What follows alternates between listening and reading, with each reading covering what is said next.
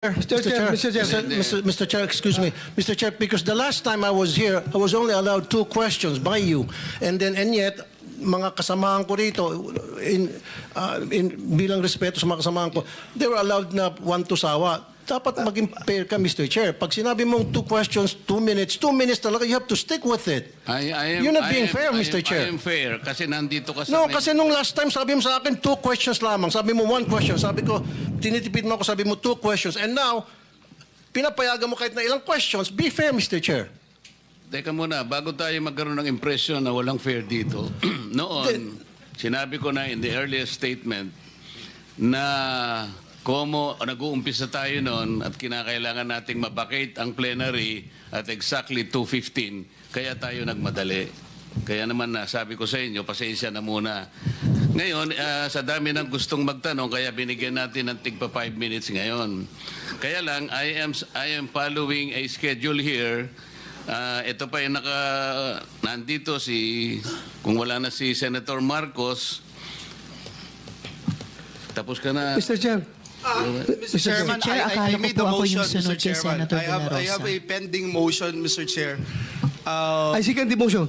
And Hindi, duly kasi seconded, Mr. tapusin Chair. muna natin yung bitin na kasi hindi tayo, na para tayo nagpapatintero, Madam Kowa Ang tinatanong napakasimple lang, paano yung inaudit yung ghost? Bago po bayaran ng COA yan, pipirma ang resident auditor. Pati yung area auditor ninyo, meron kayong area director Ibig nyo sabihin na bayaran ito nung walang pumirma na auditor? Your Honor, ganito po yung procedure natin. Wala na po tayong pre-audit, kaya po ang nagbabayad ay ang pumipirma na lang po. Wala akong pakialam sa pre-audit. I'm not asking you about the pre-audit. Meron kayong post-audit Yes, Your Ito Honor. nangyari, ghost project Opo. Tapos na tapos pero walang nangyari. Ang tinatanong namin sa iyo, sino ang pumirma? Bago mapirmahan yun, merong certificate of acceptance, merong certificate of completion, pipirma ang resident auditor. Hindi po pipirma ang resident. Anong gagawin ng auditor, Your COA? Honor.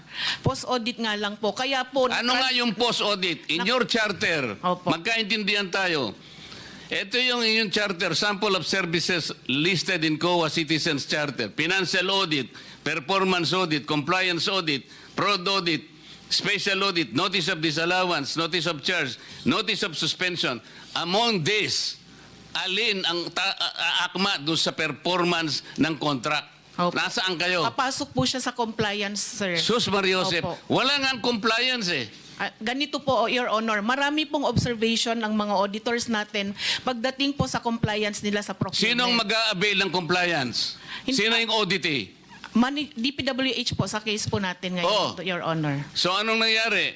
Marami pong observation ng mga auditors natin, sir, pagdating po sa compliance nila ng 9184. Kapag ba ang chairman mismo ang pumunta rito, he can present better questions than you, answers than you? Pareho lang din po yung isasagot, Your Honor. Kasi ganun Pareho po yung proseso isasagot. natin. Opo. O, sandali lang. Let us follow the... Mr. Chair. Mr. Chairman, Mr. Chair. I'm now being tempted to raise a point of order, Mr. Chairman. I made a motion duly seconded, Mr. Chairman,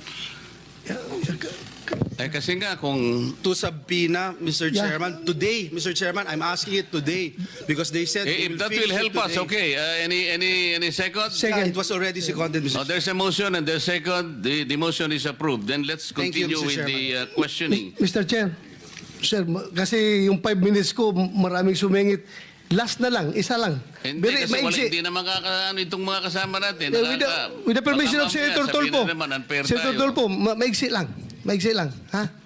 Di ba, Mr. Chair? Kasi ako sabi yung ng, susunod? Mr. Chair, sabi ng kuwa, Teka muna, with the permission of Senator Tulfo. okay lang? Clarification, Mr. Chair. Akala ko po ako yung Oo nga, kasunod kayo na po ang ni susunod. Senator Kaya lang, ang De La Rosa. daming ayaw pang bumitaw. Wala Hindi, tayong hindi. mga- Hindi ho, Marami naghihintay kayo naman po last ako. na to, last. Tinatanong ko Oh, lang po yung last. sequence. And then Salamat, last, Mr. and then Chair. Senator Risa. Salamat, Mr. Chair. Pagkatapos wala na si Senator Amy, Senator Rapi.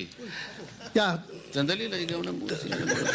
Thank you, Mr. Chair. Mr. Chairman, considering that this representation is part of the leadership, Okay. Priority, can we find priority, out, Mr. priority. Chairman, Okay. the list of... Last question, then Senator Risa. Wala na si Senator Marcos, Senator Joel, Senator Rapi.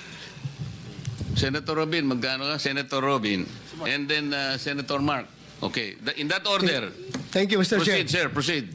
Ma'am Kuya, sabi mo kanina, kaya hindi pa kayo nakapag-file ng kaso dahil itong mga ghost projects na ito ay 2025 nangyayari. Am I correct? At you need time para... Sir, for Makapag-file ka- clarification, isa po doon sa mga ghost projects na na-mention, sir, ay 2025. Pero sa iba po, hindi ko po masigurado kung anong taon. Okay, ganito. According to COA Annual Audit Report 2023, 2023 ito, it was observed that various infrastructure projects with aggregate cost of 5.716 billion were declared as 100% complete on the report on publicized government programs, projects, and activities, and project status monitoring reports of DPWH implementing offices despite the deficiencies or defects noted upon actual inspection and validation thereof.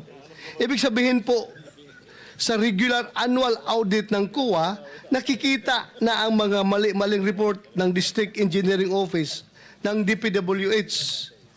So itong mga 2023 na mga problema, wala pa kayo napailan ng kaso nito?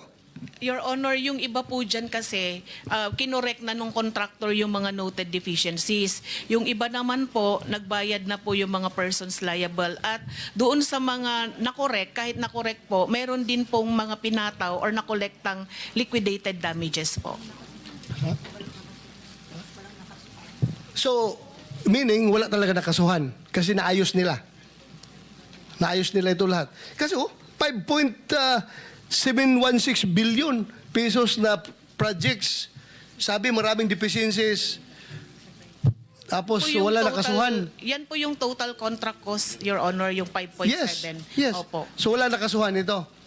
Itatanong ko po kasi, Your Honor, consolidation po yan sa lahat ng regional and district engineering offices. Yes, I hope, ma'am. That's your mandate. That's your mandate. Kukunin po namin sa mga regional auditors Yeah, po gawin natin po ninyo. kung meron po silang mga finailan po para po dyan. Salamat, Opo. ma'am. Thank you po, Thank you Your very Honor. much.